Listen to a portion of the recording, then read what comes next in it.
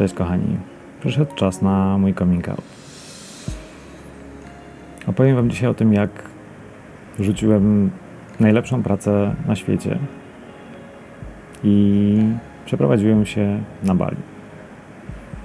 To jest też historia o tym, jak jedno story z Instagrama pomogło mi znaleźć cel w życiu i zamienić moje marzenia w codzienność.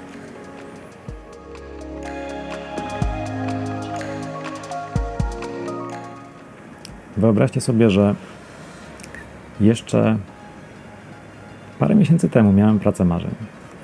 Dołączyłem do firmy, która ma taką kulturę organizacyjną, o jakiej przez całe życie marzyłem. Ludzie pomagają sobie, ufają sobie, każdy jest dla każdego nauczycielem. Ja sam czułem, że uczę się każdego dnia.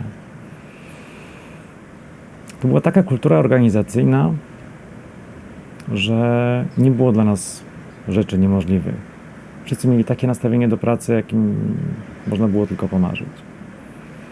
Do tego zrekrutowałem sobie zespół. W końcu nawet 2 zespoły światowej klasy ekspertów, specjalistów w rozwiązywaniu problemów, ale też dojrzałych przyjaciół, do których miałem pełne zaufanie. Miałem też szefa, od którego mogłem się uczyć. Myślę, że przez lata jeszcze. Miałem świetny program mentoringowy, który z jednej strony pozwolił mi się rozwinąć jako menedżer zespołu, z drugiej jako produktowiec. Sam produkt, marzenie. Pierwszy raz czułem, że buduję coś, co zmienia świat na lepsze. Co miesiąc 350 milionów dzieciaków przychodziło do nas na platformę, a my pomagaliśmy im pomagać sobie w nauce. Do tego odpaliliśmy program korepetycji online i parę mniejszych produktów, które pomagają w szkole.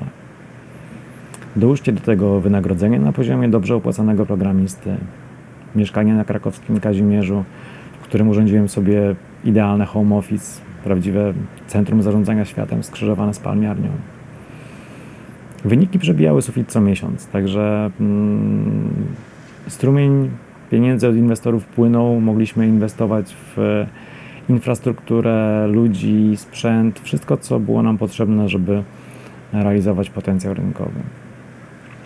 Także biznesowo mogłem tam się rozwijać jeszcze przez lata, ale pod skórą czułem, że coś jest nie tak. Czułem, że czegoś mi brakuje.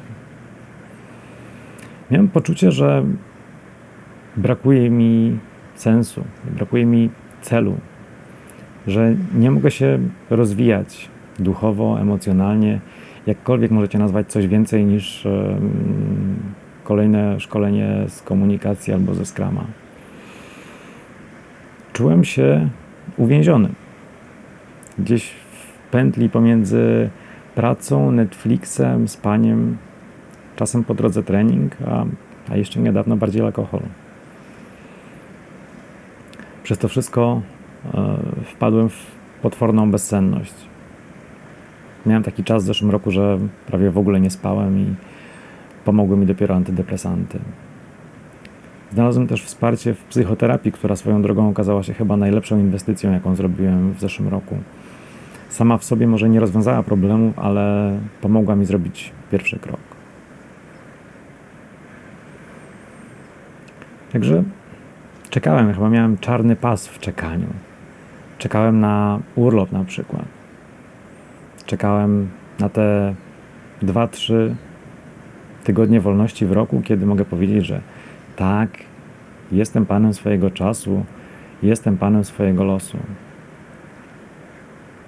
W czasie jednej z tych podróży wylądowałem w Tajlandii i spotkałem tam dziwnych ludzi.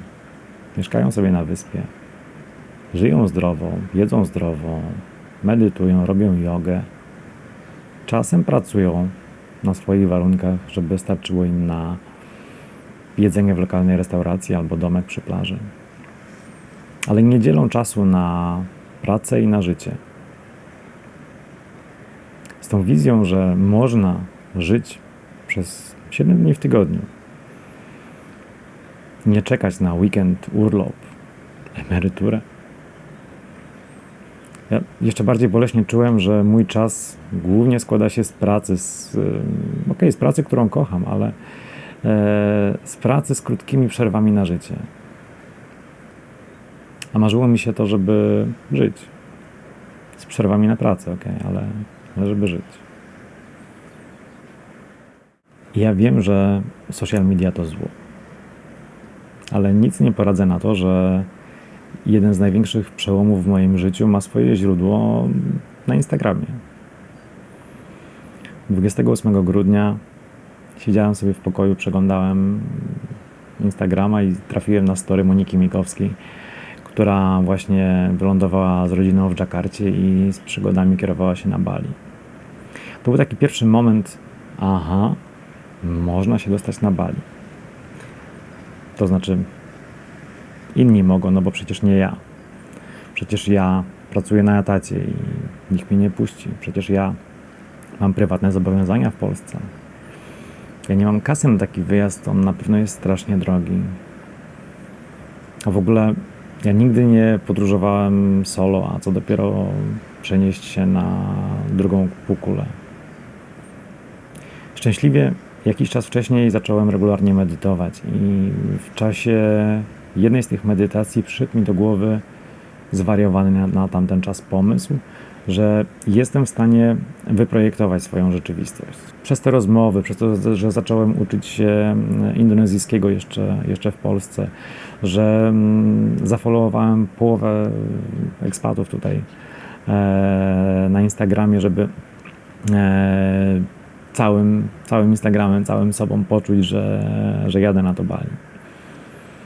No i koniec końców, parę miesięcy później wylądowałem tutaj na lotnisku w Denpasar i bardzo szybko zamieszkałem w Ubud, w mieście, gdzie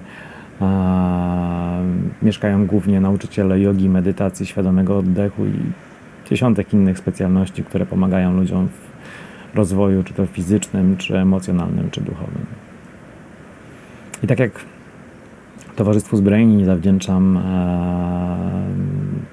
dużą część swojego rozwoju zawodowego, tak przyjaciołom z Ubud zawdzięczam największe przełomy w rozwoju duchowym. Chyba ta kombinacja treningów, codziennej praktyki, medytacji, ale też rozmów z mądrymi ludźmi pozwoliła mi zaskakująco szybko znaleźć to, czego brakowało mi w Polsce, czyli mój cel. W ciągu ostatnich 6 miesięcy odkryłem, że przeprowadzka do miejsca, które możesz nazwać swoim rajem, jest bardziej możliwa niż może się wydawać. Zwłaszcza jeżeli spotkasz na swojej drodze ludzi, którzy mogą Ci w tym pomóc.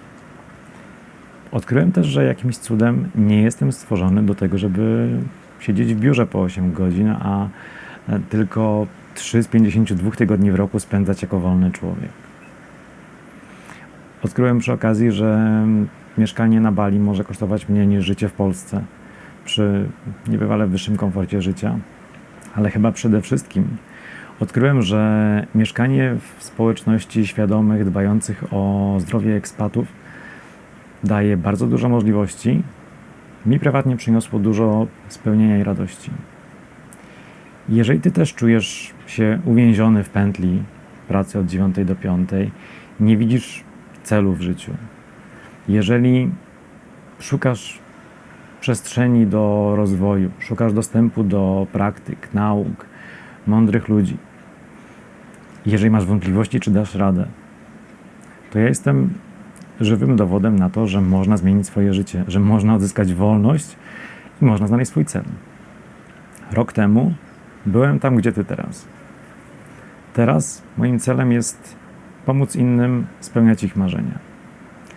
Jeżeli chcesz spróbować i przejść ze świata korporacji, zacząć nowe, spełnione, szczęśliwe życie już teraz,